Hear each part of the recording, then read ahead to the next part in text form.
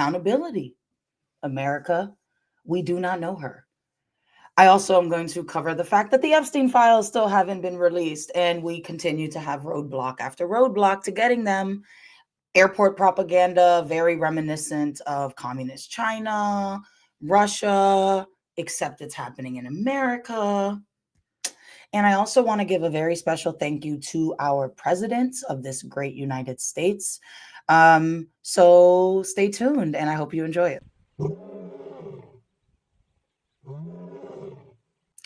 All right, so the first thing that I want to talk about today is the fact that we do not have the Epstein files still. And, I'm sure that we may never get them, which means that we'll never get trust back into our government. It means that we'll never, I just can't see how this is going to long term end well, because it seems to be that the one thing we can all agree on is that children should not be raped, molested, or abused by adults, by sick F words, self-censor. So now what's interesting about this is that Mike Johnson is really the biggest blocker here. Obviously, Mike Johnson doesn't make any decisions for himself. He looks like a scared little weasel.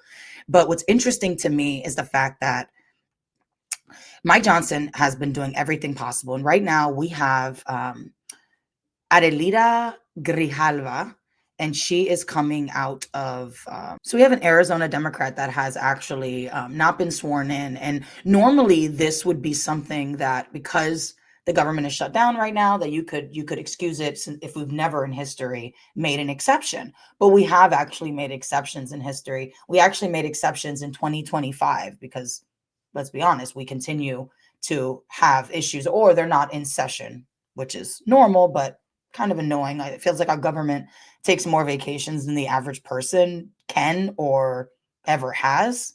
But hey, this is why you should get into those positions of power.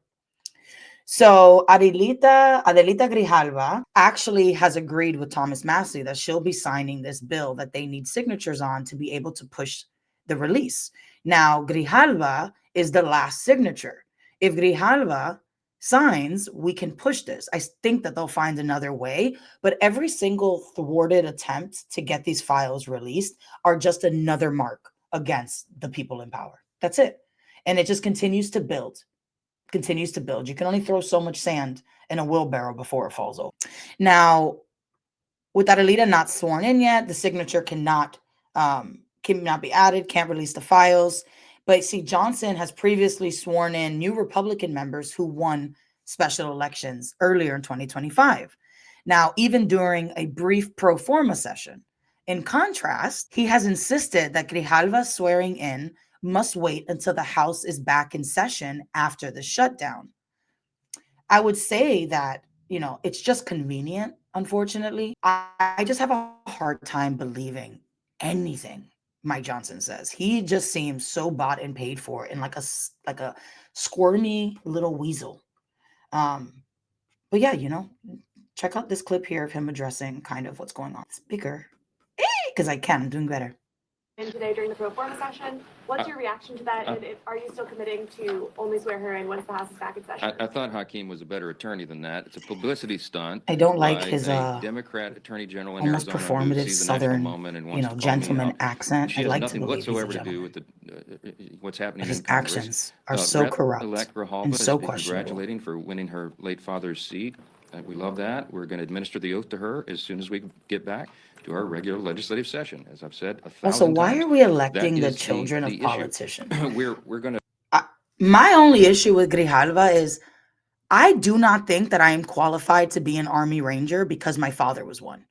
I don't think that I'm qualified to be a general because one of my late family members was in their home country. I don't think that I'm qualified for the roles that my parents held. Why is it that we love dynasties in this country? We hate the royal families. Stop electing the children of leaders. The nepotism is out of control. We talk about DEI. We don't talk about nepotism. We don't talk about elitists constantly putting each other in their positions. Honestly, DEI probably offsets a lot of this crap. So if you're going to demonize DEI, why not demonize the nepotism? Demonize the fact that we somehow think it's okay for children to just step into their parents' places as if it's something that it's genetically inherited, like a like royalty. That doesn't make any sense. So sorry for that rant. Not to defend Grijalva, because honestly, I just want her signature. But why would y'all vote for somebody who's the child of another politician? Was he good? But I'm following the Pelosi precedent, by the way, as I've noted here. Our dear friend and colleague, Julia Letlow from Louisiana, won her special election in similar circumstances. But you Replaced her already late broke that husband, who precedent. passed away tragically because of COVID, Luke, our friend. All right. And Julia So- won the race, and Nancy Pelosi took 25 days to administer the oath to her. Okay. So that's our kind of first one there. I don't even know if I probably have to close this. So Mike Johnson, again, I really feel that he is somebody who was plucked out of obscurity or groomed for the role that he's in, because this man has voted more with the Democrats than with his own party. He seems to be kind of just holding the line until Trump and MAGA kind of run their course. I think even if the United States fully sours on Donald Trump, I don't think MAGA is going to go anywhere, especially if MAGA can kind of reorganize and be more America first after Trump obviously is not. I mean, we have 3 more years, but as of right now, his actions are not America first. I'm still, like I always am, cautiously optimistic. I really believe that if at the end of the day, the Epstein files are never released, if we don't see at least 10 more people go to jail, that's just a random number I'm throwing out there. But if we don't see a couple more people go to jail for this, even if they're patsies, even if it's 3 low-grade state senators, like say one of the guys in the Young Republicans chat, maybe grab him. Okay. But we need to see somebody be held accountable. That's not just Ghislaine Maxwell and Epstein, who has a very mysterious death, if it's even that he's dead. So release the damn files. Release the damn files. If you do not release those files, we're never going to trust you animals again, because only an animal can protect pedophiles. Only an animal. On to more hilarious news. I don't think that there would be a different way of saying that, because everything Kristi Noem does is pretty funny. I mean, let's be honest, right? So Kristi Noem has created a wonderful video of her blaming the entire government shutdown on the Democrats. And she's making them play it in airports nationwide. A lot of the airports are saying that they're not going to do it because it is against the law, meaning you're not supposed to have political messaging within an airport. And she has literally requested the most political message possible. And let me just add, wholly counterproductive to continue to show the American people how petty you are. You could have at least done it behind the scenes, but instead you are blasting it. And I really hope Americans, except for the far right and the far left, because they're so extreme that they really aren't seeing straight. Like, I really hope that you're going on your vacation, and you see this woman who looks like the costume of the year. Okay. You see this video blaming one half of your government when the actual government, that the party that's in charge, is not taking any responsibility at all for their shutdown. It's a little ridiculous. But hey, we gave $20 billion to South America. Well, to Argentina. So there's that. Government shut down though. But you know whose government is not shut down? Argentina's. I'm America first. That doesn't include South and Central America. I'm sorry, Latinos. Te amo, te quiero, pero my God, this country's trash. And there's a lot of us here. So let's also take care of us. Argentina, sorry. But I'm going to go ahead and play the Kristi Noem video because I think it is so funny. And everybody should see this, especially since things are really expensive right now. And a lot of us will not have the joy of watching her propaganda video at the airport because we're not going on vacation right now. So yeah, let me put this up really fast, do my little screen share. Check. Oh, and here's a short little clip. Democrats in Congress refuse to fund the federal government.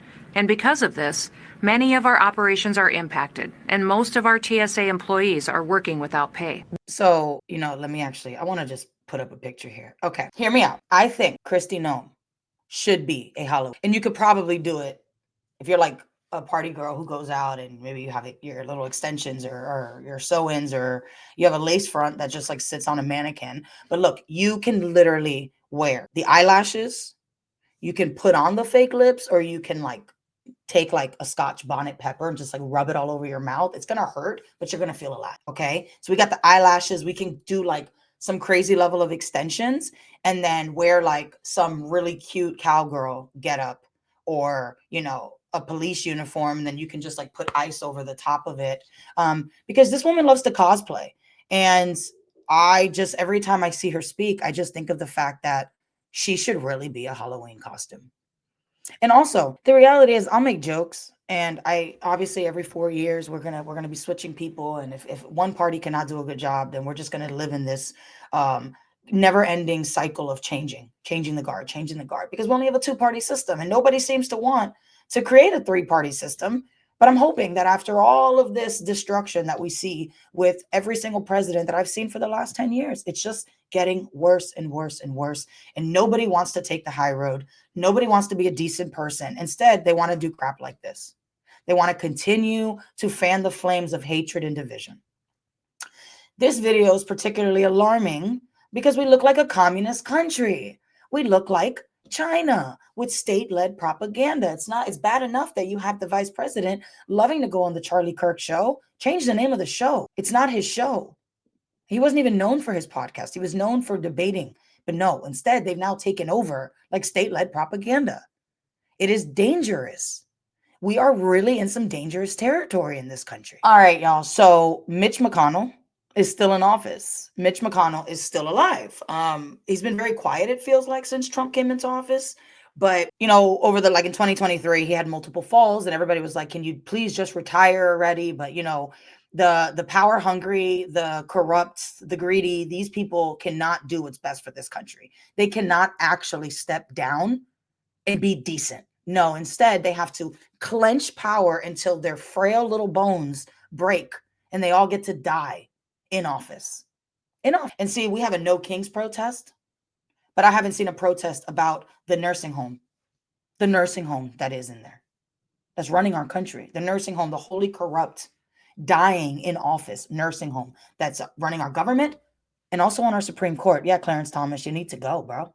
Sotomayor, you need to go. But for the sake of like mild hilarity and also sadness, this is Mitch McConnell this week. I want to ask, do you support ICE? My name is Stella. I want to ask, do you support ICE? I got this.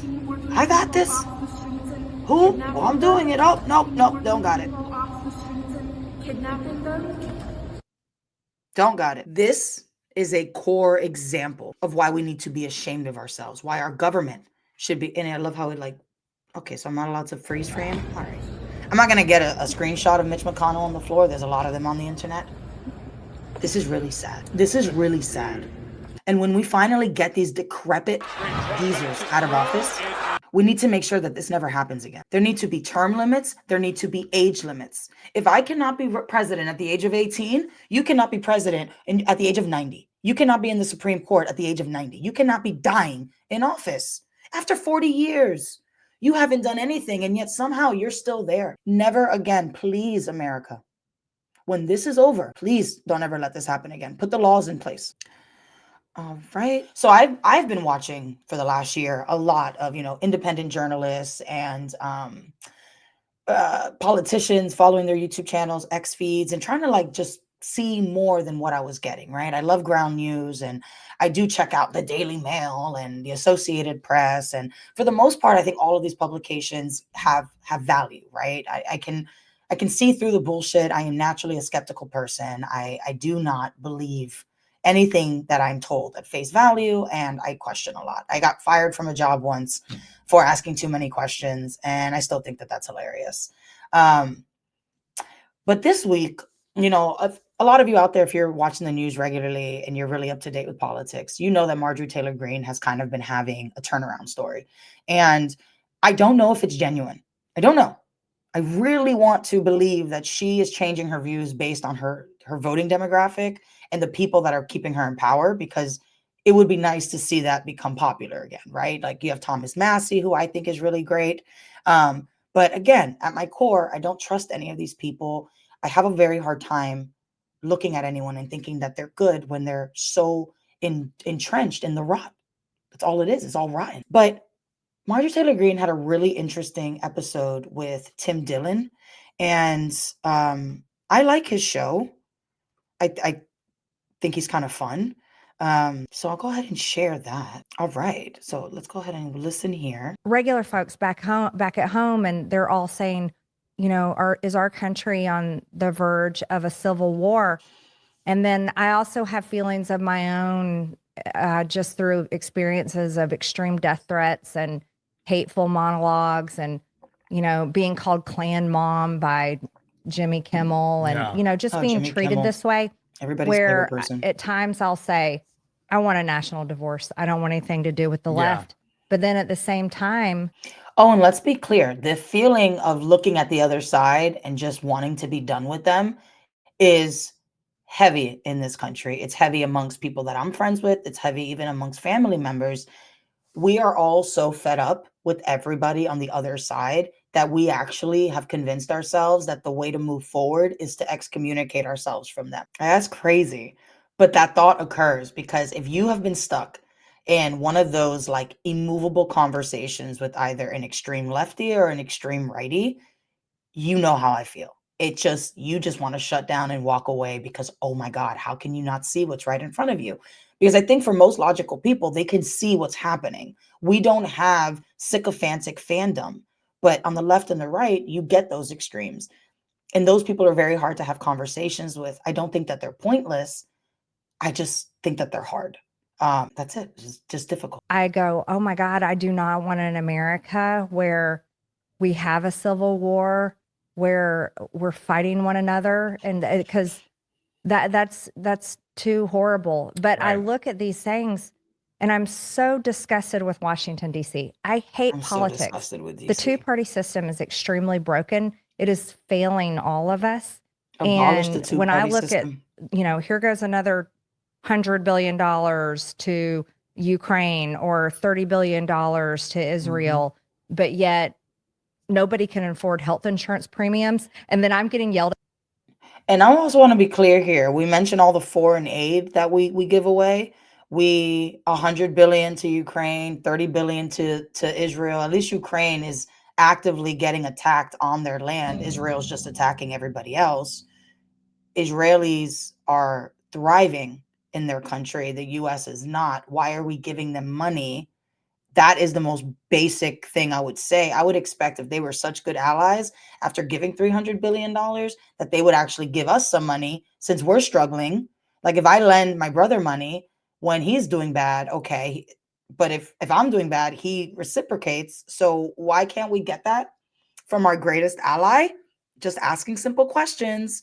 But again, we are screwing over the American population to make friends overseas that are not our friends when we need them. This is not middle school. We are adults. Argentina doesn't need our money. Doesn't need our money. We don't need to start a war with Venezuela. We need to fix America. We need to isolate and we need to fix America. That's it. By my Republican So- colleagues for saying that out loud. I'm like, I this really this like is her. I insane. hope she starts her You've own been party. a leading voice. So gonna pause right there. And then I'm actually gonna go here to the end because, Tim Dillon asks if she would be running for, okay. So he asked her here if she's gonna be running for president or if she thinks that she's the next president or whatever. I think her performative reaction, it's these people never are gonna admit it until they announce it, right? And she knows that she'd be a threat to somebody who's very loud right now. She cannot completely condemn Donald Trump, even though she has broken from him on multiple big issues. And they have removed her from the elevated position she was in within MAGA. But I think that's really good. I don't see her isolating herself from MAGA because she would need them to be able to stay in power moving forward, especially knowing that when the Democrats come back, they're going to come back 100 times more vengeful than the spineless Republicans. Because Donald Trump being your spine is not something that's going to be long lasting. Look at Trump's age. Look at where Trump is at. He doesn't even have the energy that he had in his first term. The man is elderly, but the institution of Republicans are the same. We're actually going to cover that later as well, because I have a big piece on the accountability when it comes to our politicians, Democrats, Republicans, and obviously we had a very fun week of people showing how ugly they are when no one's watching. Okay, so let me play this really quick and we will move on. There are people that are saying that. I like JD. I like him too. But there are people that are saying that. What do they mean by that? They mean that they hear what you say and they gravitate more towards that. And they think that is Young MAGA and old emblematic MAGA of what are not the same MAGA. MAGA coalition, love it, hate it, whatever, stood for. And that they feel that you have carved out a space where they felt MAGA was about being an outsider. MAGA's not about being and they feel that you embody that more than he does. That people felt like they were. Imagine bringing your side project to life just by thinking about it. Meet Base 44. Well, he's vice president. Right. Which. So notice here, okay? There's a lot of love for JD Vance, almost as if everyone seems to know, like, don't mess with him. I don't think he's done anything outwardly horrific yet. I think that he's giving energy of very dictator vibe. Is a hard role. But so does Marjorie Taylor Greene. It's a very hard role. All these people. I think MAGA is about. Does that surprise you that people are saying that? Yes, it does. Yeah. Really? I'm surprised that anybody thinks Marjorie Taylor Greene has the temperament to be president. Here, but again, Trump is president. Okay. But that's why they're saying and I still think Trump has a better. Well, then. Because you're getting mad at health insurance. You're getting mad at things that affect them. And, you know, I like JD. I'm not saying. No, I love JD, but I'm mad about a lot of things and I'm not going to stop talking about it. And I'm not going to stop finding solutions for it. I'm mad at education in this country. Of course. I as a conservative, I want to defund it, but at the same time, I want to get people. I want to rebuild it. I want to go back to the classics and us to have the best reading and math levels and I want high schoolers to graduate with like being an electrician or a plumber or a welder or. I loved this. I thought that she was 100% on point.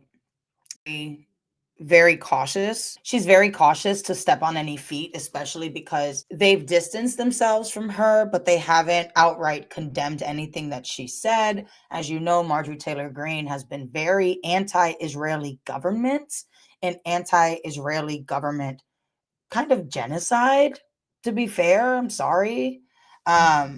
And also the colonization, it is what it is, you know. She's not wrong on that. She's now on the healthcare thing, and this is all because she is listening to her voters, which is what she is supposed to do. Could you imagine if all of our Congress and Senate listened to us and based on what we want them to do, they make legislation? But anyways, regardless of the change of tune that she's had, I mean, she even changed her tune on immigration, where pretty much saying, you know, as a business owner, all of this, like, we need this kind of labor. We don't want to completely destroy these industries, agriculture and construction. And I get all that, but I have a hard time with people trying to say, hey, let's bring everybody in so that they can be kind of our indentured servants. Because you know they're going to work hard. You know they have families back home. You know they're going to take a lot more crap than any American is going to take. This is also why you see a lot of these big tech companies, they love H-1B visas. Because you bring these guys over from the Ukraine, from India, and they are coming here to support their families, to make a living, to build something. They're not coming over here entitled and spoiled like even the poorest American. Sorry, we are. We walk around with like the mindset of American exceptionalism. And honestly, we're just people. We are all equal under God. So I like her, but honestly, I like Tucker Carlson way more. I don't know if Marjorie Taylor Greene is just trying to stay relevant. I don't know if she is as smart as I think she probably is, where she realizes that we are now in a position in the US where a third party is possibly the only way to move forward. You're looking at hopefully not violence, but let's be honest, when have we ever been this divided and embracing of it? Like, have you spoken to far right and far left? They embrace how much they hate the other side. That's scary to me. We are all in this country together. So all of that said, the only person that I see just calling people out is Tucker Carlson. And he is having interviews. Oh my God, if you do not follow his show, go to his show. I love his channel. I can watch interviews from a year ago on the guy who tracks Pelosi's plane. It is utterly hilarious. But I really think that Tucker Carlson is going out of his way to have conversations that not one journalist is having because they're all bought and paid for. Now, if Tucker Carlson is a part of the CIA, then all I'm getting from this is that the CIA hates the Democrats and the Republicans and wants to see us absolutely take them out of power, because this man covers the corruption on both sides. He calls out both sides.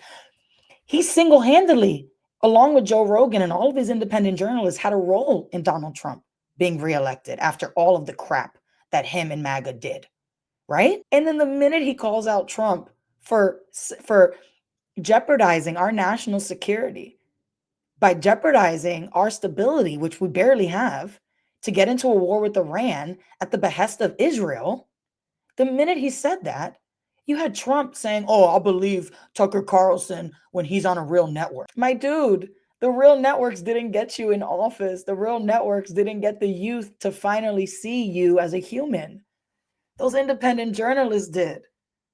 Oh my God, bro, no loyalty to anybody. But you know what Tucker Carlson did? He took it on the nose, went to Turning Point USA's conference in Tampa a couple months ago, and he gave one of the best speeches that I have ever heard given as an American. Everybody should listen to that speech, because if you are still deluded into thinking that it is left versus right, you're wrong. It is good versus evil, and the thing at risk is America, our sovereignty, our freedom, our peace. So, Tucker Carlson for president. Tucker's another person that likes JD Vance a lot. And they always bring that up. Oh, I don't know if I could run for president because, I love JD. Like, they've already handpicked him as the successor to Trump, and that's fine. It'll bring back some sort of like composure back to the White House. That'll be nice. But man, something about Vance seems so curated, handpicked. He really gives me the vibe of somebody that has been groomed. And then when you get into his connections with Peter Thiel, the fact that Thiel goes all the way back to funding his movie, his book. Vance is very polished, and I know we're missing that. I know that Americans miss polished politicians. I get it. But did polished do much for us? Did polished and well-spoken and good-looking, did they do that much for us? I mean, since JFK. So, confused there. I do find myself getting more and more skeptical of JD Vance every time I hear him speak. But anyways, so yeah, something about Vance just screams curated. He has Peter Thiel money. He has a very polished narrative, very perfect timing in how he inserts himself. Now, he used to take swings at Donald Trump, when he ran for president. And now he's turned into a super fan, the spokesperson for Trump. Maybe he really did change his mind, or maybe he is an opportunistic grifter who, like almost everybody in office, is going to say whatever needs to be said to maintain power. I personally cannot vote for those people anymore. I cannot. I have to vote for people that are taking risk. I have to vote for people that are saying the things that you don't want to hear. And I have to vote for people that I think are honestly trying to hold people accountable and get us back to a place of being a law-abiding country with human beings who treat each other with courtesy. So, love to see Marjorie Taylor Greene turn around. I'd love to see her be more relatable to people and not being so nasty. But, she's been attacked a lot. And I think that maybe she saw that she was playing for the wrong team. There's too much extremism going on in this country. People need to get back to center. And if you're going to align yourself with extremists, be prepared for us not to like you, because that is what is tearing this country apart. Now, also talking about what's tearing this country apart, apparently, y'all, accountability is a bad word. Now, this week we had a lot of people getting called out for being assholes when they thought nobody was going to call them out on it.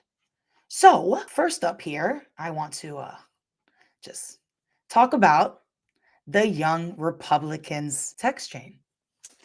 If you have not heard about this yet, I'm going to ask you, are you living under a rock? Because honestly, this has been one of the biggest news pieces of the week.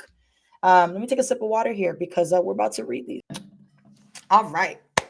I love Hitler. In sarcasm, who writes that in the text? Like, even sarcastically, you could literally say out loud, like I'm saying in a recording, you could say that out loud. But to write it and share it in a group chat, with more than one other person. Also, two can keep a secret if one of them is dead. Pretty Little Liars fans out there. So that was, I love that. I love that quote. But anyways, so the young Republicans, absolutely.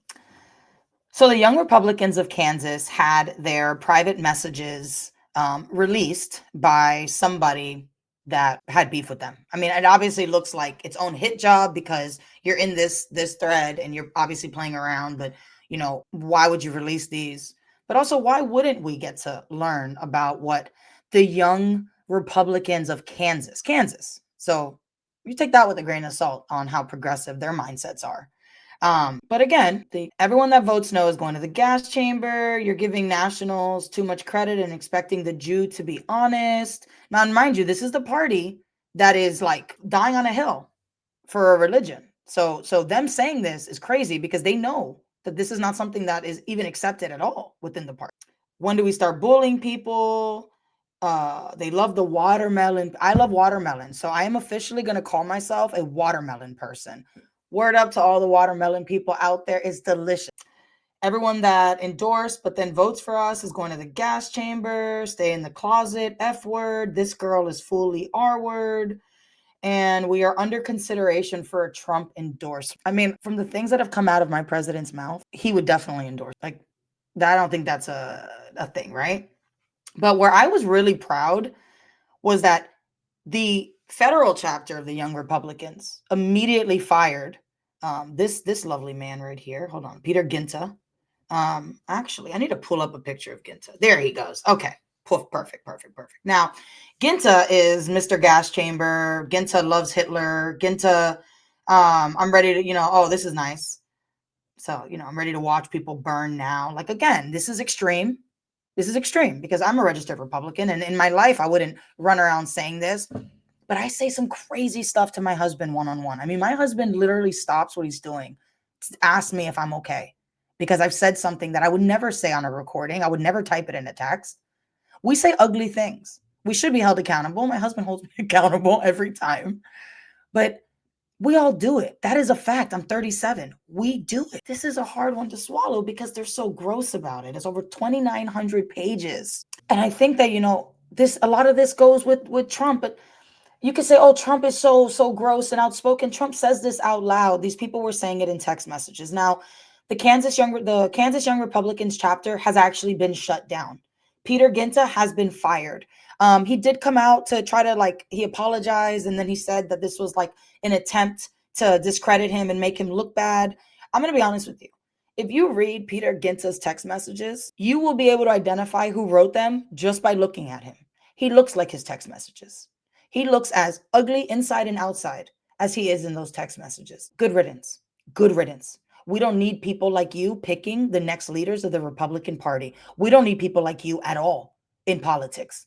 Go work in business. Go fleece your customers for high margins. Go do that. Okay. At least with that, it's not personal, right? It's business. But no. You want to represent a country of 30% ethnic, actually more than 30% ethnic minorities, probably up to 35% if the white population is at 63. So I'm going to leave room for that 1%. Nobody do my math check on me. Okay. I'm not a math person. So this is the people that are picking our leaders. These individuals who talk like that. Good riddance. Good riddance. So I was kind of proud because obviously it's disgusting that you would even talk like this. You shouldn't be talking like this. However, at least there was an immediate response. At least the organization itself held them accountable. At least Ginta, right?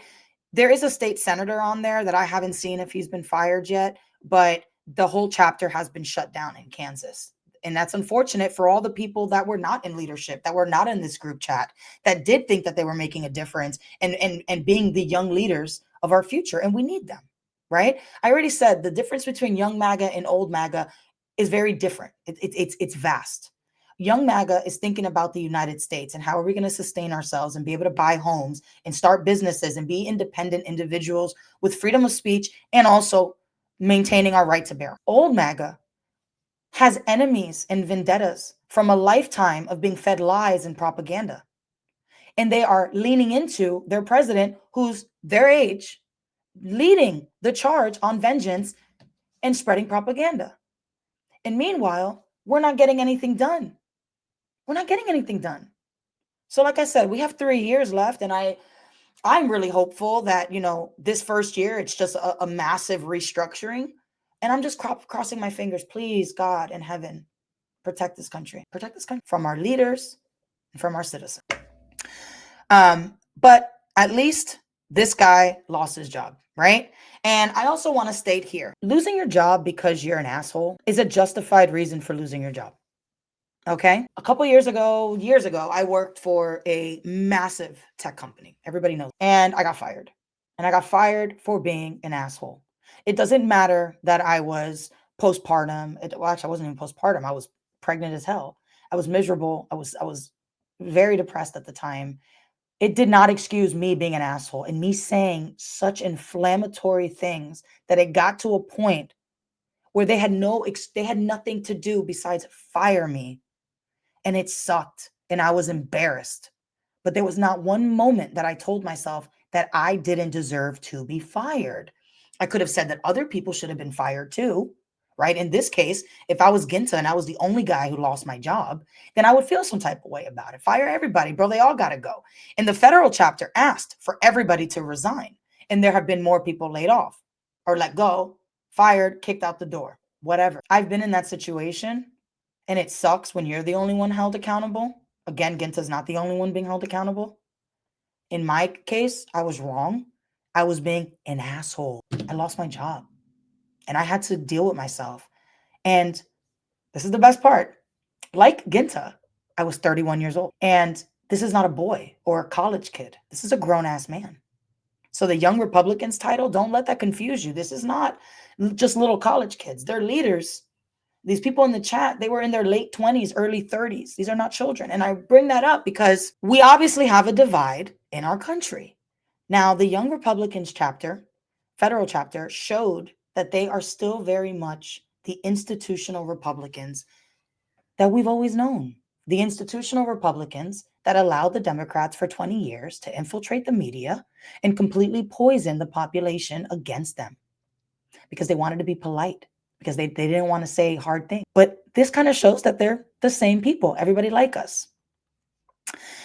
Now, new Republicans, on the other hand, let's say the J.D. Vances of the world, let's say the J.D. Vances of the world, the Donald Trumps of the world, they don't feel that way. So interesting here is that you would think in this situation that our vice president would, one, condemn their behavior, and then two, if he feels the need, which, we are no longer able to have any political discussion in this country without bringing up the other side. So, hey, mommy, he stole my apple. Okay, baby, what did you do? Oh, I stole his apple. I stole an apple from him. Oh, okay, well, why didn't you just come get me? I could have mediated. No, two wrongs make a right, right? No, it never happens.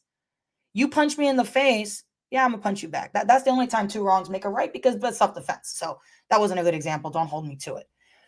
J.D. Vance, in the last month and a half, has shown me that every chance he gets to say something profound or impactful to the population, he goes the opposite route. He has continued to divide and excuse piss poor behavior every chance he gets. So my example of that will be here, where he goes and he says, oh, instead of being like, oh, I'm gonna come up today, guys, and hey, listen, that Young Republican chat was really gross. But okay, no, instead, let's do this. Okay. Instead of condemning the comments and then adding his but the Democrats. No. Instead, he just goes immediately for it, right? This is far worse than anything said in a college group chat. Let us be very clear here, okay? Let us be extremely clear. Actually, let me change my screen setup to be better. Can I go in the bottom? Nope, I don't want to be in the bottom there. So, okay. Now let's be really, really clear, okay? Peter Ginza was 31 years old.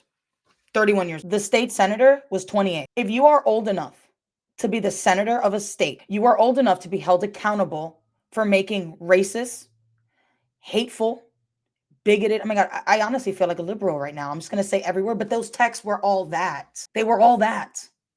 Pendejo Vance, you can literally call out. You can call out these children, these 31, 28-year-old children. You can call them out and also call out Jay Jones, who is a living sack of you know what. And we're going to get into that because it's important to know that there are differences in how we operate and how each party is holding their party accountable. Okay. So just to kind of wrap up before I move into the rest of it here, because I could probably go off about Vance a lot, right? Because Vance I know he's probably going to be next president. And I think it's important that we really kind of pick him apart now, so we are not surprised by anything he does, or so that we're informed voting. I know we don't like to be informed voting as a country, but like we need to get more informed as to who we're voting for, because this isn't it, bro. We're just like back-to-back elections where nobody's enthusiastic besides MAGA. Let's be honest. MAGA's very enthusiastic. So, all right. I'll get back to who Vance was talking to here, but he goes, I refuse to join the pearl clutching when powerful people call for political violence. Now, Jay Jones is crazy, and these texts were crazy. So that aside, bam. Okay. The next wonderful thing that we had happen this week was a young man, a GOP rep, on a Zoom call with a American flag altered to resemble a Nazi symbol, swastika. And the excuse was that the swastika was an optical illusion and it wasn't obvious to the naked eye. I just want everyone to look at this and tell me how many times you had to turn your head around. Do you remember the optical illusion growing up and you'd be like, this shit is so obvious. Like, you could say with a straight face that I did not see that there was a swastika on my defaced American flag that I, as a government representative, had behind my desk so blatantly that the camera caught it. And then the excuse that they had was that apparently they got a bunch of these flags in the mail and they threw it away, but they did take a picture of it. And then they threw it away because they thought it was just hate mail, which they get a lot of. I mean, I get that, right? But like this one kid was like, I'm going to just like put this flag up because I don't see anything wrong with this, right? So they are trying to, they're trying to say that this was an obscured. Y'all, this is not obscured. This is like, it again, just very stupid, very scary. And you know, it doesn't help when you have stuff like that. It just doesn't help. This was disgusting. There, as of right now, I'm not aware of anybody. I'm not aware of anybody who has been let go because of this. I know that the kid, you know, said that it was an error or whatever. He should be fired. I don't understand why he would still have a job, because you can obviously see the swastika. Even if it wasn't a swastika, it's a defacing of the American flag. That in itself is gross. But then second to that, you put up the most hateful symbol, probably next to the Confederate flag, in my opinion. You could disagree with me. Let me know in the comments, by the way. Hey, if you're still here and you're watching, please like and subscribe. I don't really say that in comments, but you know, I apparently I'm supposed to. So if you like my show and you want to see me rant about the news every single week, and honestly call out both sides, because I'm going to do that. I don't have loyalty to one party or the other. I think that having blind loyalty to these parties makes you a low-level traitor, because these parties are not working for us. So why are you supporting people that are not supporting you? They're not supporting you. Let me say it one more time. They're not supporting you. And for the people who don't understand English, no te están soportando, coño. No vote por ello. All right, that was Spanish. Maybe I'll put a translation up. Okay. So don't know what's happening with Mr. Nazi flag over here, but you know, this has just been one of those weeks of very stupid behavior from our young Republicans, the college boys, the 31-year-old college boys. This kid had to have been super young. I don't have a picture of him here, but he had to have been in his early 20s. He looked 14. So he probably was like 21. But again, you knew what you were doing, buddy. So I hope that they let this kid go, and I hope that they find out who created that flag. And I'm sure they're going to blame the left for it. You know, because, you know, everything that happens to the Republicans is the left's fault. Everything that happens to the left is the Republicans' fault. And, you know, so the reason I wanted it to be about accountability is because I cannot excuse the young Republicans. I can't excuse it, even in comparison to the behavior of others on the opposite side. So for me, let me change this here. For me, it is absolutely disgusting that we are defending it. But it's so hard to say it because you don't want to be hypocritical. With the young Republicans, at least they were immediately denounced, right? Vance just needs to shut up. I just need him to shut up and just do his job and focus on the million bad things that we have going on and the inefficiencies of his administration. Just focus on that. Okay? Shut up. Young Republicans federal chapter, good job. Thank you. Arizona chapter, shame on you, but it's Arizona. So we don't expect much else. All right?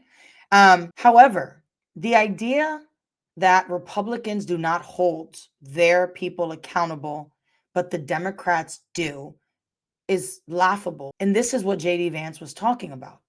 Because you have somebody right now running for the Attorney General of Virginia who is an absolute low-life, grifting piece of excrement.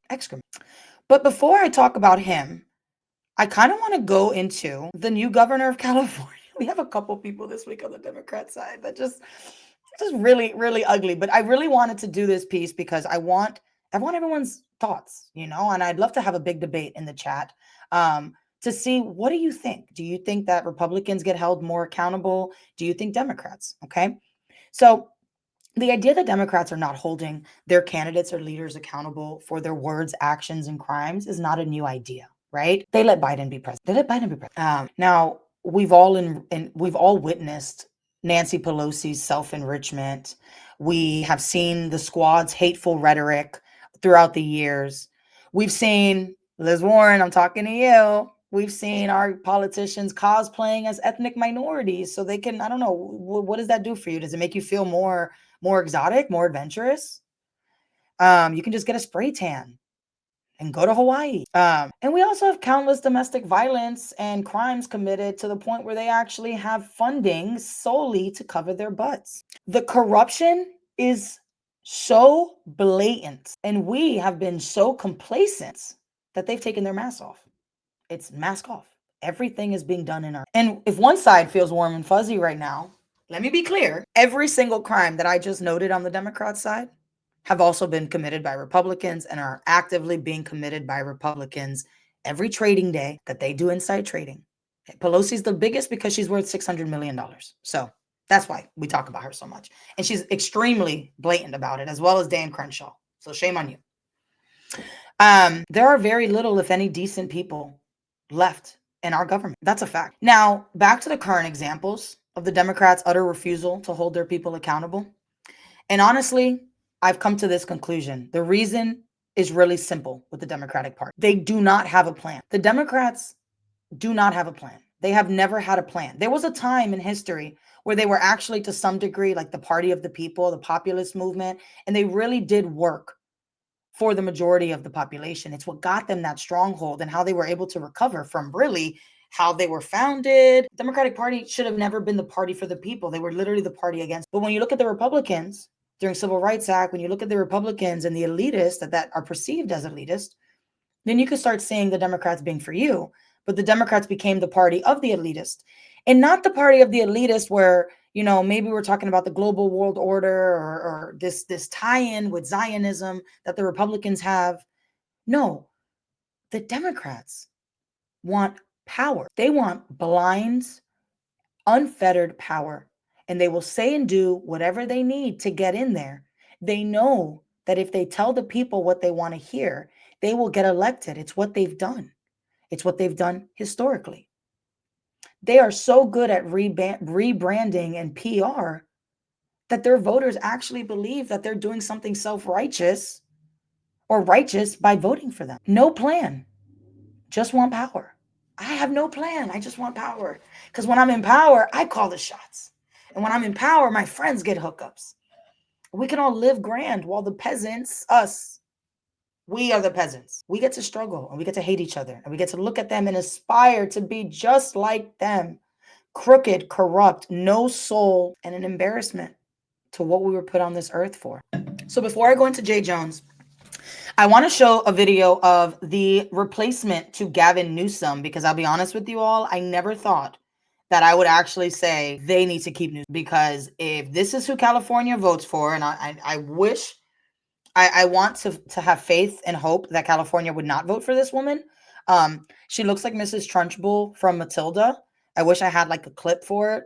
I'm doing a lot of comparisons this week. I find it very funny. So no one think I'm mean. I don't care. Okay. She looks like Mrs. Trunchbull. But let's go ahead and watch this clip of Katie Porter. She is running for the governor of California. She is going to replace Gavin Newsom. Now, let's be honest. Gavin Handsome is a bit of a better option than this woman.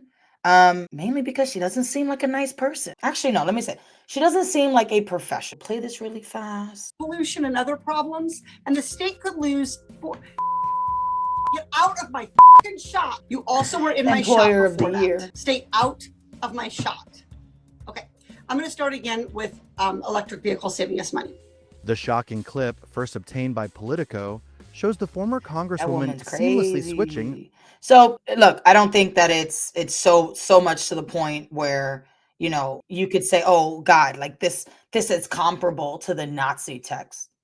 No, it's not comparable. The Nazi texts were not only hateful and just really stupid. And if they were doing it in jest and like they're all really good friends and they know that they're making jokes, it was unprofessional. It was unprofessional. So I don't call my friends spics or beaners. Like that's not something that I would use. Right? The insults that we throw are partially what got me fired. I wouldn't call it. I mean, pendejo is just like, you're just dumb. Like you're stupid, you know? So I call someone a pendejo. It's because they're doing something stupid. That's really it. But Katie Porter just seems like just a jerk.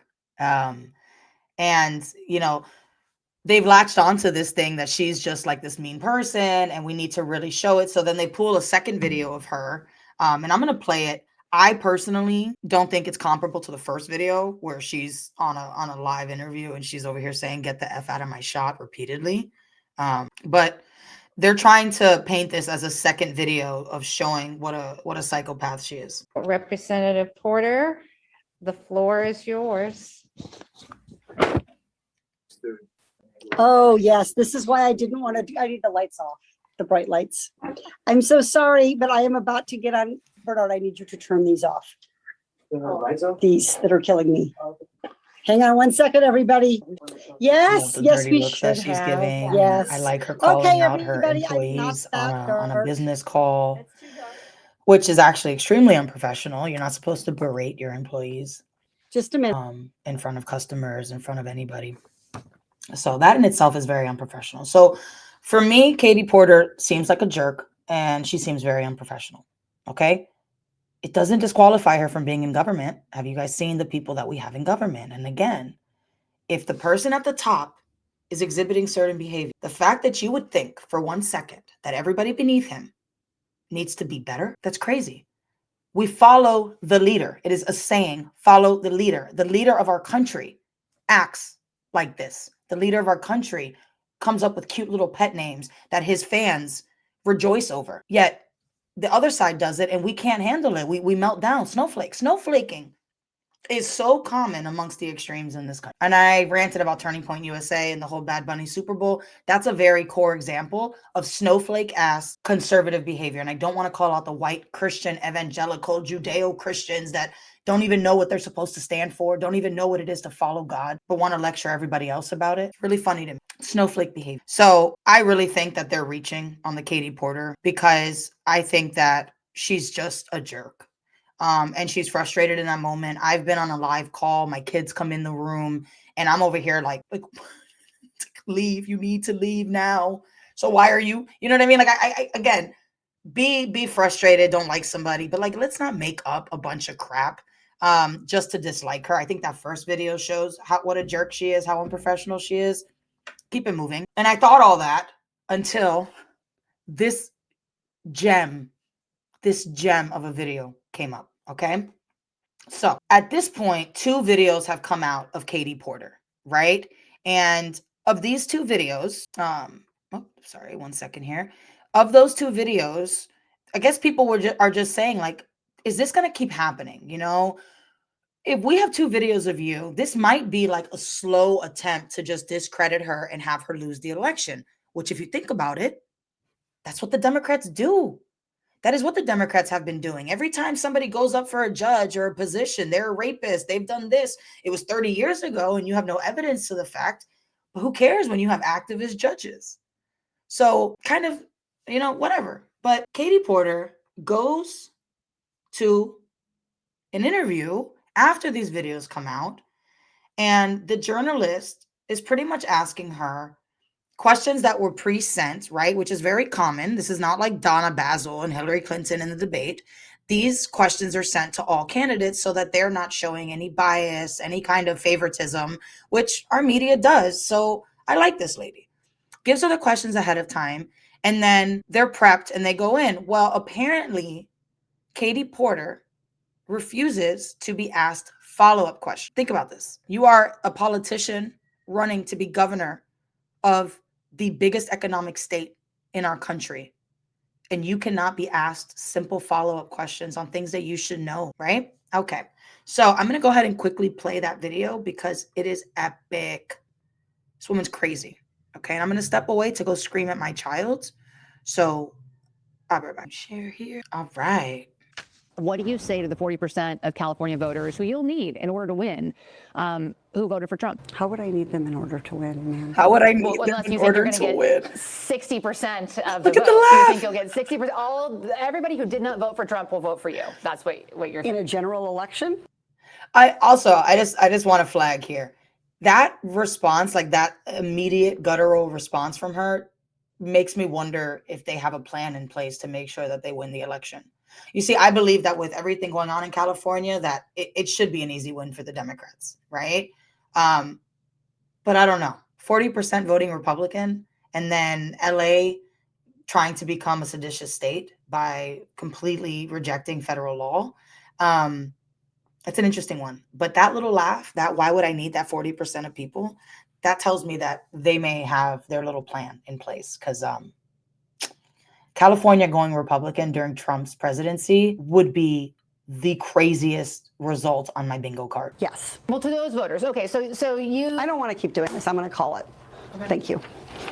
I don't want to do this anymore. You're not going to do the interview with us? Nope, not like this. I'm not. Not with 7 follow-ups to every single question you ask. Every other candidate has answered. I don't care. I don't care. I want to have a pleasant, positive conversation in which you ask me about every issue on this list. And if every question you're going to make up a follow-up question, then we're never going to get there. Karen of California. CBS News California investigative correspondent Julie Watts. Mrs. Trunchbull. Oh, you eat that cake. Anyways, sorry, I make jokes because it is funny to me.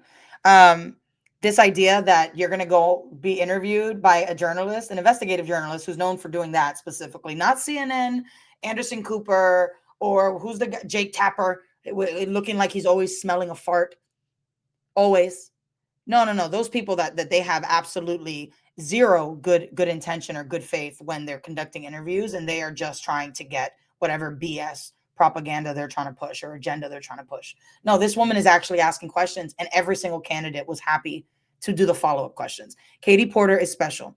Katie Porter has been handpicked by the Democrats, because we know with the Democratic Party, they do not allow their voters to pick their candidates. They like to handpick their candidates because the Democrats fall in line. Unlike the Republicans, who cannot fall in line with each other, the Democrats fall in line. The Democrats get on the same page and they stick to the script. They stick to the script. And I have the best example ever in these videos. Katie Porter, to me, hasn't done anything so egregious that you would force her to step down. However, if the citizens of California vote for her, you're just continuing to show us that all the flowery words and all of the beautiful prose and all of the ability to talk yourself into passive aggressive circles have done nothing for your intelligence, because voting for someone like that is mind-blowing to me. Your state is in dire need of a leader, and a strong leader. And I don't care if it's a Democrat. I really don't. I don't see how a Republican in these times, not Arnold Schwarzenegger times, I don't see how it would be good right now with the state as it is, personally. Because I think a lot of the people in California, that's 60%. Of that 60%, I think 40% are absolutely off their rocker. I'm sorry. So then with the Katie Porter, they did end up, she got defended. She actually was defended by the Teamsters and endorsed. So not only, and this was afterwards. And this is what they wrote. Okay, I'm gonna quote this because I think they bring up a very funny point here. In this critical moment in our country, we don't need to be polite. Go along to get along. Establishment politicians that keep getting run over by the opposition. Said the Teamsters California co-chairs Peter Finn and Chris Griswold. We need strong leaders like Katie Porter that are willing to call it like it is and stand up and fight for everyday Californians. Okay, yeah. If anybody thinks that Katie Porter is going to be able to handle Donald Trump, you are delusional. Gavin Newsom actually handled Donald Trump. And he's slimy, but he understood and he was able to hold his composure even when Trump was absolutely being as Trumparian as he possibly. That's my new word, Trumparian. Instead of contrarian, it's just Trumparian, where it's like he's trolling you or he's just getting a laugh and you don't know the joke, right? But he knows the joke, and that's what matters. He's a Gemini. Gavin Newsom could hold his own with Trump. Hold his composure. This woman, Katie Porter, cannot hold her composure with an investigative journalist. She will embarrass Californians every single time she gets a microphone in her hand. And the fact that Peter Finn and Chris Griswold think that this is the person that has the backbone to stand up to Trump, it's delusional. It's delusional. You would literally put someone in office that is going to get steamrolled by this man. And not only is he going to steamroll her, he is going to take pleasure, like a cat torturing a mouse. He is going to take pleasure in getting her out of her skin, getting her angry, and getting her to blow up. All the while, we are all laughing at her. In California. But we've been laughing at California for a long time. And it's a beautiful state. But a lot of craziness in California. Okay. So, again, California needs a leader that's going to get the state back to being affordable for all and get their homeless off the streets. Katie Porter is gross, unprofessional. But the Democratic Attorney General candidate, Jay Jones, the man that has J.D. Vance so outraged that he's not going to clutch his pearls for those 31-year-old little boys making Nazi, racist, rape, gas chamber jokes, loving Hitler. He's not going to get upset about them because Jay Jones exists. And because Jay Jones wrote easily the nastiest text messages I've probably seen. Honestly, I've ever seen. It's crazy. Okay. So Jay Jones, at the age of 36, I got to bring up age now because apparently we excuse people in their 30s and their late 20s for piss poor behavior. So I just want to call out that Jay Jones, now 36, at the age of 32, a year older than Peter Ginta, wrote text messages to a colleague about how he wants to murder his opposition. And then not only does he want to murder the man, but he wanted to murder the kids because they're fascist kids. Okay, this is a guy running for attorney general. This man will be the top legal person in the state of Virginia. And let me tell you something. That man isn't getting prosecuted for his threats. I have a very hard time believing that anybody prosecuted under him is going to take that shit serious, but we will because we'll be in jail. But that's how they're putting up. That's who they're putting up. Okay. Now, Jay Jones is exceedingly unlikable. Okay. He is unlikable. I don't want to see him as attorney general of any state. And maybe this is the minority part of me. Maybe this is I hate the victimhood bullshit. I hate minorities walking around acting as though just by being born a certain color, not taking anything else into consideration, you are a victim. And we have almost incentivized the victim behavior, and I'm over it. And I will be calling out all minorities every chance I get. Okay? Jay Jones is the son of two judges. The son of two judges. Jay Jones's dad is an Ivy League graduate. Jay Jones apparently has succeeded in life in the state of racist ass Virginia, despite being a black, despite all of the racism and discrimination that he has faced as one of the 1% in one of the poorest states. Oh, this man, you're up here, but you got to grift, right? You got to use the race card. You get to keep using the race card. Keep using the race card. Stop using the race card, people. My God, we're mad at racists, but we only talk about ourselves in terms of our skin color. So don't discriminate against me, but I discriminate against myself because I put myself in never-ending buckets of victimhood, of intersectionality, of femininity, of coño, can we just be humans? Can we just be people? You know? I feel like it's that hard. Privilege doesn't know skin color, at least in the United States, in my opinion. Yeah, you may have wealthier people or white, but man, this is a country where you can have nothing and you can make everything. So you're not going to sell that one to me. You are not going to sell to me that you're a victim when you were born into the 1%. You went to private schools your whole life. You are an elitist. It is laughable. And this man is running for attorney general. Now, it is not surprising that he would be allowed to run. It is not surprising, okay? Because again, we don't hold people accountable. We don't hold people accountable on either side. We may paint a picture on one side, Republicans, of, oh, we're going to do something here. But even at the highest level, you're making excuses for piss poor behavior. JD Vance, you shouldn't have said shit, bro. You make us look bad. The fact that you said something made us look bad. Honestly, I could have done this and called out the left all day. But because you made one tweet, I have to call you out because I refuse to be a hypocrite. Also, those watching, if at any point you think I'm being hypocritical, please let me know in the comments. I really want to have well-rounded conversations. And I really want to make sure that I'm not just pushing this biased view. I do have bias in my head. I have my own lived experiences. So I just want to call that out. But anyways, let's read his text, okay? Also, Reddit, you guys are really unhinged, and I just love it. So share this instead. And bam. Yeah, it's getting so much faster. I get excited. Okay. So no, do a better one here. No. Oh, just watch me just flip around with videos. Okay. So they say nice things about it. If those guys die before me, I'll go to their funerals to piss on their graves, send them out awash in something. 3 people, 2 bullets. Gilbert Hitler and political pot. I don't know what that means. Spoiler, put Gilbert in the crew with the 2 worst people you know, and he receives both bullets every time. The man's literally saying stop. No, he didn't respond with the little assassin. That was just like Redditors being Redditors.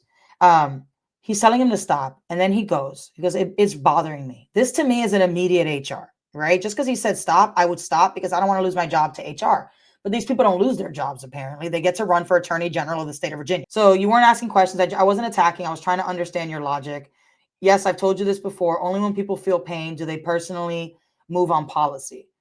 Then do we go here, vote for me, and would you like a message engraved on Jay Jones's ammo? Because this is so unhinged and psychotic that you cannot believe for a second that this man is running for attorney general and that he is being allowed to run and they have not condemned him. And do you know why? Because they need control. They need control. And they'll say it's because of reproductive rights. I don't think anyone should be forced to become a mother. I think that becoming a mother is the biggest change that your life can probably ever have. However, I will never vote again solely on abortion. The obsession that we have with abortion, with justifying it on both sides, the ones trying to ban it completely without giving any actual resources to mothers and parents and families, and then the other side that wants abortions no matter what because it's a right. It's a right. And I'm not going to go into the moral side of it, but I have spent my entire 37 years of life seeing politicians use this as a negotiating tactic and not an actual solution. Therefore, I will not be emotionally manipulated anymore, and you will not see me be getting on this. But the reason that they need control of Virginia is because they cannot lose. They cannot lose the legislative part of Virginia. So they need Jay Jones, even though he is a terrible human being and obviously a really sick individual. And it really makes me sad when the Democrats elevate people like this because it breeds more hatred. It breeds more discrimination. It makes people look like based on our skin color, we get away with more shit than others do. And like that somehow is equality because yeah, the young Republicans, they all got fired. So far, most of them have gotten fired. I hope they all get fired. I really hope they all get fired. I don't like the victim complex and I don't like giving people a set of rules, Blacks and Hispanics or Blacks and queer or Hispanics and trans. Like we don't get a different set of rules. We all get a set of rules that are the same. Why do we act as if certain people get to walk away scot-free? So it's just ugly. It's ugly. But for the state of Virginia itself and the Democratic Party in the state of Virginia, I will say that it's not surprising that this is allowed because you got to check out the Democratic candidate for governor of Virginia. Her name is Spanberger.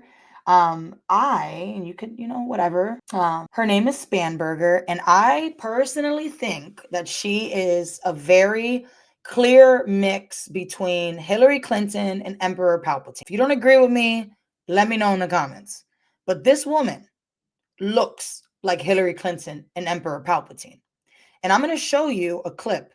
And if you tell me that she doesn't give you Ozempic Hillary and Palpatine vibes, then I don't know what she does, because you have to be rotten on the inside to do what this woman did in her debate. Okay?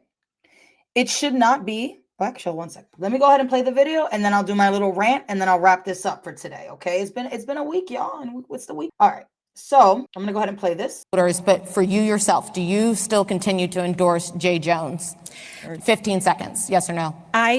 We are all running our individual races. I believe my opponent has said that about her lieutenant governor nominee. Ms. Earl Sears. And it's up to every person to make their own decision. I am running my race to serve Virginia, and that is what I intend to do. Thank you, Ms. Spanberger. We just want to clarify, what you're saying is that as of now, you still endorse Jay Jones as Attorney General. I'm saying as of now, it's up to every voter to make their own individual decision.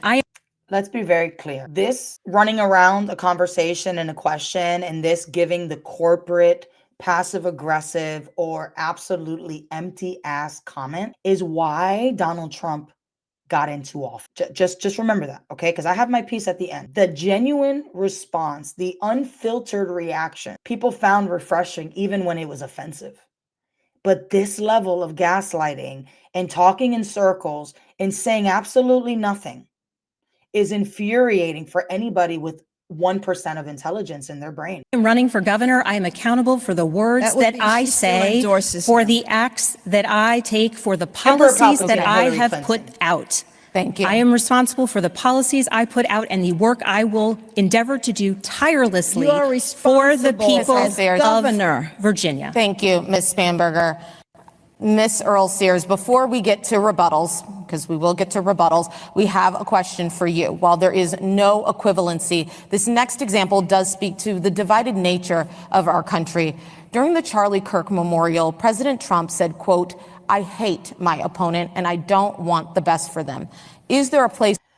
Okay, now if you notice, the first part is, do you endorse Jay Jones? And she's like, it's up to the people to, to vote for him. And then, okay, well, you still haven't answered. And then she says the same BS again. And then, okay, you still the same BS again. Okay, cool. All of that, right? However, look at how Sears, who I adore her, and I want her to be my aunt. But look at Sears and how she answers this question. Let me tell you something, y'all. I am me. And the actions and my behaviors, I have to take responsibility for. My children are underage, and their actions and their behaviors in public, I need to take responsibility for my children. At home, I hold them responsible. My children are disciplined, and my children know that they don't get to do whatever the heck they want to do. Okay? I am responsible for them. But when they are adults, they will be held accountable by society. Sears is an individual. Donald Trump is an individual. We do not need to take ownership of words other people say, but we have a right to say that we do not agree with it. It is not bad. The fact that the Democrats get in line with their messaging and they don't veer from it is damaging to them, because they look like a cult. And MAGA wears hats. MAGA has an entire Trump store of MAGA merch. And even they're not acting as cult-like, because even they're fighting between the old and the young. But the Democrats, old, young, in the middle, all seem to be able to get their messaging in line, even if behind the scenes they don't agree. It's like don't let the public see us fighting, but at home the family fight. No, the Republicans kind of on the other side of it, right? For that kind of political speech, you have 60 seconds. Well, I think, as everybody knows, I'm a Christian. I'm a Christian before I'm a Republican, and I'm required to forgive people. And it's hard sometimes when somebody has abused you, etc., but it's something you must do, because not to forgive is almost like, as someone said, you drink poison thinking that it's going to affect the other person. And I want to live a decent life. It's like drinking poison. I hold grudges, so I'm not one to speak on this, so I'm not going to pontificate, but it is like drinking poison. It hurts you so much more to stay angry and resentful than it takes for you to forgive, move on, or forgive, never associate with them again, but at least relieve your heart of that burden. And I don't want to not have peace in my life. And so as I've said before, I would not say that. So that's why I'm wondering, why my opponent won't say Now watch this. Watch this. beyond its abhorrent This is and where I say disgusting, Emperor Palpatine and Hillary why Clinton. This is a she crazy. won't Like, this say woman it is is not so, like, okay patrician. and that he She looks must leave evil. the race because She looks Jay evil. Jones advocated the murder, Abigail, the murder Listen to of a man, a former speaker, as well as his children who were 2 and 5 years old. You have little girls. You have What children. would it take him pulling the Abigail, trigger? you have Is that children. what would do it? And then you would say he needs to get out of the race, Abigail? You have nothing to say? Abigail. No. Oh, what are you smirking What if he about? said it about your 3 children? Is that when you would say he should get out of the race, Abigail? What are you smirking about? You're running to be governor. Ms. Earl Sears. She just keeps asking her. I know you're saying that you would not personally say this, but do you think still that there is that place for the...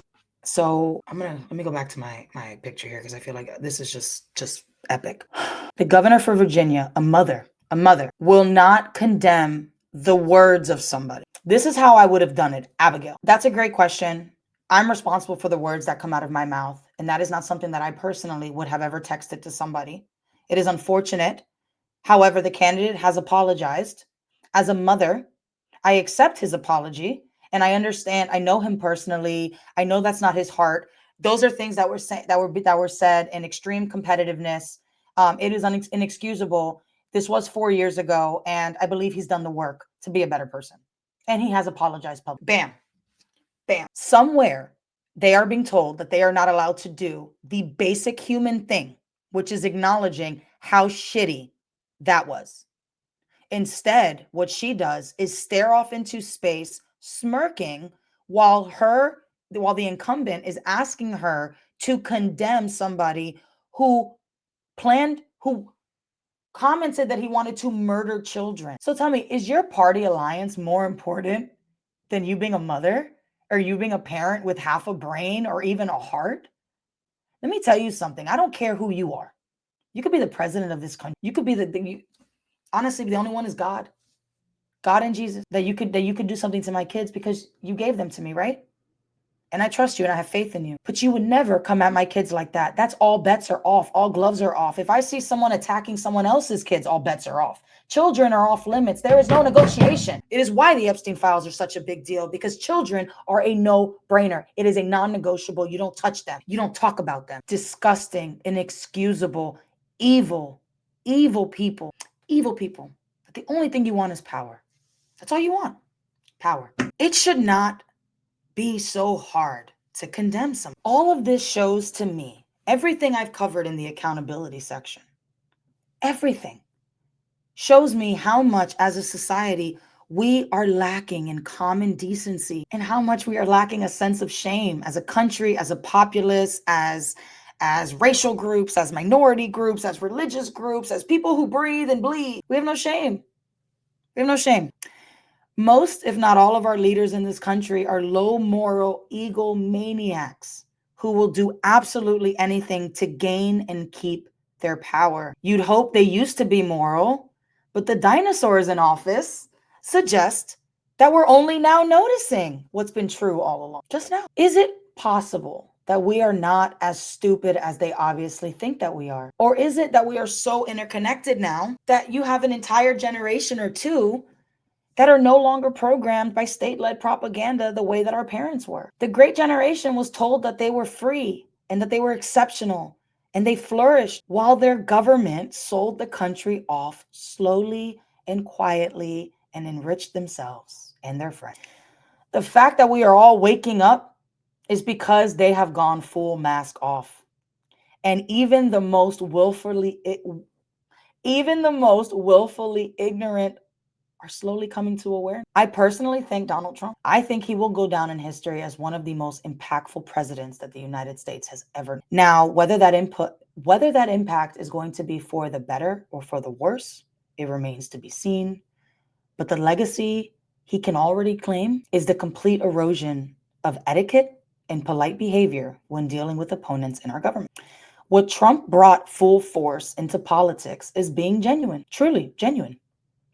Gone are the days of fake smiles. Gone are the days of Platitudes to calm the masses, not so much. We still have a lot of those fake politicians, but they're not the ones that we elevate. We elevate people like all of these guys. We now get unfiltered personalities, and often they're shameful thoughts, the things that you never needed to say out loud. And this is of our leader. And I want to thank Donald Trump for that. I really do. Because Trump is, if anything, genuine, outspoken. You don't have to like him, but that is a fact about him. It's not a bash. It's nothing. Now, his genuine self is not professional, not polished, and not very kind, honestly. If you're loyal to him, but you question him, he bashes you. So his genuine self is not necessarily the best. It's probably similar to Peter Ginta from the Young Republicans personality based on the text. But again, thank you, Mr. President, because every time I look around and I wonder why nobody in our government can act like an adult, I realize that at the top, highest level, you are acting like a child. And why should they do any different?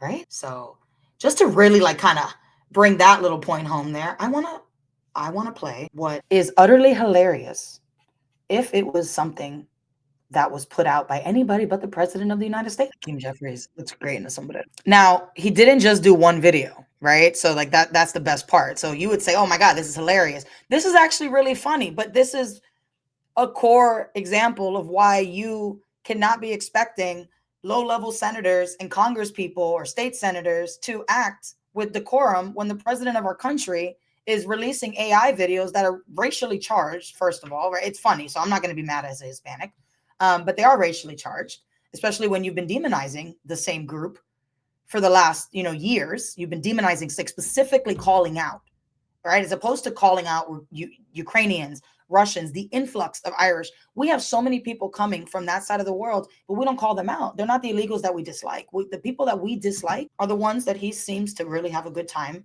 making jokes about, right? And that's fine. It is what it is. We're the biggest immigrant group coming into the United States are coming out of Mexico. So he's not wrong for it. It's just, again, not professional. It's that. Is what I'm trying to drive home is we are not holding people accountable. But it's very hard to hold anyone accountable nowadays without being a hypocrite because you're president. We held him accountable by reelecting him. We put him in office. To hold him accountable, he would have never been in office. I don't think that Trump should have gone to jail for any of the 800 indictments that he had because they were politically motivated. And I cannot trust you when Pelosi is still walking around, when Dan Crenshaw is walking around, when Clarence Thomas hasn't been arrested for getting paid for play. All of these big people don't get punished for anything. You're not going to come and tell me that Trump was the most corrupt out of everybody ever, that he deserved that level of indictments. So no. Now, when he gets out of office, I think he deserves to get indicted for grifting the American people, specifically with the Trump and Melania coin. Because I don't understand how you can manipulate the market on something like that you directly profit from. Not an organization or a nonprofit that you could funnel it through. But let me play my last video here before I do my wrap up. Oh, this is so funny. Look at all the mariachi. All the mariachi guys. It is so bad. It was so bad. I'm laughing. If y'all cannot laugh at the world that we live in, I would say that Trump is the troll of all trolls, and those videos are hilarious. But again, I've said like 50 times, nobody gets held accountable. Why are you mad when the other side doesn't get held accountable? I don't get it. Now, I do think that there's a different way in which Republicans approach accountability than Democrats. But again, I would have been able to beat a drum a lot harder this week for Republicans if J.D. Vance could have just kept his mouth shut. Cállate, coño. Please, just be a good vice president. Stop getting involved in every low-tier issue, every low-tier commentary, and stop going on Charlie Kirk's show. It looks like state-led propaganda, and we're not stupid. We're not stupid. All right, my final thought. It's Saturday. I hope that everybody has a gin and tonic or some champagne or a couple beers, or if you don't drink, that you just absorb the sun and just rejoice in the beauty of the world that we live in, like nature. Things are crazy. If you read history, things have always been crazy. You have times of peace with high times of violence and disorganization, and then you go back into times of peace. Have faith in cycles. Have faith in God. Have faith in Jesus. Have faith that every single thing that happens is for a reason. Stay cautiously optimistic. Just because you have faith doesn't mean that you don't have to look around at the signs and be aware of what's going on in the world that you reside in. Okay? But my final thought will be, we talk about threats in America. We talk about threats in America. The threats in America are endless. But let me list out for you some of my top threats in America. Our banking system is corrupt. Insurance is a scam. Big pharma has kept us drugged up and sick. The agriculture industry is poisoning us. Our meat is questionable and no labels can be trusted. Our Congress and Senate are bought and paid for by foreign countries and corporations. Our veterans are in the streets and killing themselves. We have no plan for the tsunami that is AI, and it will be a tsunami. I could go on and on and on, but the scariest part is this. We have openly defiant states against an elected president. Whether you like what Trump is doing or not, the laws are clear, and I'm really tired of people acting as if picking and choosing what laws to enforce is going to end in anything but a civil war. That is why it's scary. That's it. You can disagree with what ICE is doing. You can disagree with everything Trump has said, all of that. That's fine. But what you should not be encouraging is the disregarding of the laws of this country. Citizens convinced that the problem in America is the other side. A media built to gaslight and divide, and presidents who seem interested only in their own enrichment and that of their cronies. Oh, and my favorite, the weaponization of the judicial system, which has only further shredded any semblance of trust that we had left in our government. Now, those are just a few of America's core issues and threats to the sovereignty of our nation, to the peace and security of just residing and living and being able to raise a family and live our life until we ascend, right? Until the end of times, or the end of our own life. Are we going to heaven? But for now, we need to make this place the best place that we possibly can. We need to treat each other well. And we are all equal. There is nobody that is better or worse than the other. We are all equal under God. There are moral and immoral people. And that's it. We're the same. So I personally think that we've allowed our nation to rot. I mean, we are rotten as a country. Rotten. Our leaders are corrupt grifters. And we excuse one corrupt grifter over the other corrupt grifter. And guess what? They're both corrupt grifters. So what are we fighting about? How the hell are we going to fix it? So everybody, that's it. Thank you for watching. Please like, subscribe. I'll see you all next week. God bless every single one of you. And I hope that you have an amazing weekend and every single thing that you want to get done, plus more.